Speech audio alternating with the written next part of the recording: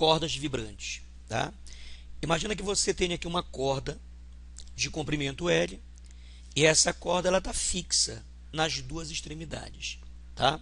Se você bater nessa corda, essa corda vibra, né? Quer dizer, ela possui modos de vibração. Ela pode vibrar de várias maneiras. Dentre todos os modos que essa corda tem de vibrar, o mais simples de todos vai ser com a formação de um fuso, né? Essa figura aqui, ó, parece um gomo de uma laranja. Esse é chamado de fuso, tá certo? Então esse é o primeiro modo de vibração, tudo bem? Isso quer dizer, gente, que o segundo modo de vibração vai ser com a presença de dois fusos. O terceiro modo de vibração vai ser com a presença de três fusos e assim sucessivamente, tá certo? Não esquece que modos de vibração está relacionado a uma coisa chamada de harmônicos, tudo bem? Agora veja bem, esse primeiro harmônico, esse primeiro modo de vibração, ele é chamado de som fundamental. Por quê? Imagina que ele vibre com uma frequência F1, tudo bem? Isso quer dizer que o segundo modo de vibração, ele vai vibrar com uma frequência 2F1. O terceiro modo de vibração vai vibrar com uma frequência 3F1 e assim sucessivamente, tá certo? Observe, qualquer harmônico que você quiser, ele vai ter uma frequência e essa frequência será múltipla inteira do som fundamental, né? Do primeiro harmônico, entendeu? Então, se eu quero, por exemplo, a frequência do 10º harmônico, 10F1, a frequência do 7º harmônico, 7F1 e assim por diante, né? Quer dizer, como todas as frequências, elas são medidas em relação ao primeiro harmônico, por isso que ele é chamado som fundamental. Tá certo? Então aqui dois fusos, segundo harmônico, três fusos, terceiro harmônico e assim sucessivamente. Tá certo? Agora observe um detalhe aqui. O que você tem aqui, ó, o que você tem bem aqui é meia onda. Então observe que meia onda coube nesse comprimento L.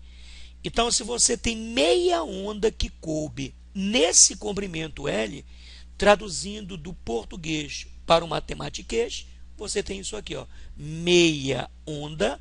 Essa meia onda, ela coube nesse comprimento L. Tudo bem? Como eu comecei com meia onda, então eu vou com meia onda até o final. Por exemplo, eu sei que isso aqui é uma onda inteira, né? Mas como eu comecei com meia onda, eu vou com meia onda até o final. Então observe, aqui o que é que você tem? Aqui você tem duas meias ondas, né? Então essas duas meia onda couberam nesse comprimento L, tá certo? Matematicamente você tem isso, olha, duas meia onda que couberam no comprimento L, tá certo? Aqui você tem, ó, três meia onda que couberam nesse comprimento L, tá certo? Então você pode generalizar dizendo o quê? Que, ó, aqui é meia onda, 2 meia onda, 3 meia onda. Então, N meia onda couberam nesse comprimento L. Tudo bem? Tá certo? Então, N é a ordem do harmônico, meia onda couberam nesse comprimento L. Tudo bem? E aqui você tem, né, umas imagens mostrando aqui esses modos de vibração. Ó. Aqui você tem um fuso, ó. Aqui você tem dois fusos, aqui você tem três fusos e assim por diante. Tudo bem? Então, daqui a nossa expressão. Vamos tirar o valor de lambda aqui. Então, você joga o 2 multiplicando, você joga o n dividindo, e daqui você tira aqui lambda n, que é o comprimento de um harmônico qualquer, vai ser 2L sobre n. Tudo bem? Tá certo?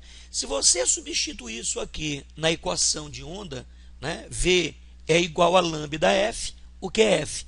É V sobre lambda, tá certo? Então, substituindo aqui, ó, o valor que você tirou aqui em cima de lambda, você chega nesse resultado, tá certo? Não esquecendo que essa velocidade aqui, ó, que é a velocidade de uma onda na corda, ela é dada pela fórmula de Taylor, que vai ser a raiz quadrada de T sobre Mi. Quem é T? Tração. Quem é um Mi? É a densidade linear. Tudo bem? Agora observe bem. Quando você bate na corda do violão, a corda do violão vibra. Tá certo?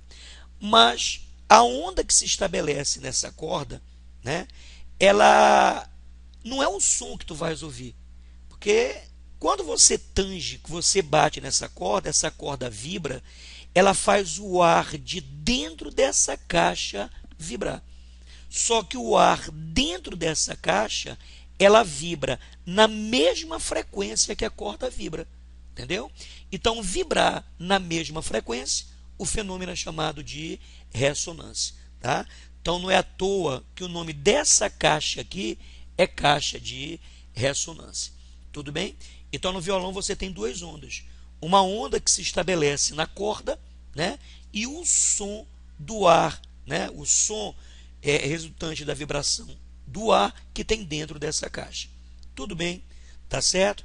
Agora observe esses parafusos aqui no braço do violão, ó, né? Esses parafusos, as tarraxas, elas servem para quê? Para você apertar ou afrouxar a corda. Quando você aperta ou afrouxa, você está variando quem? A tração.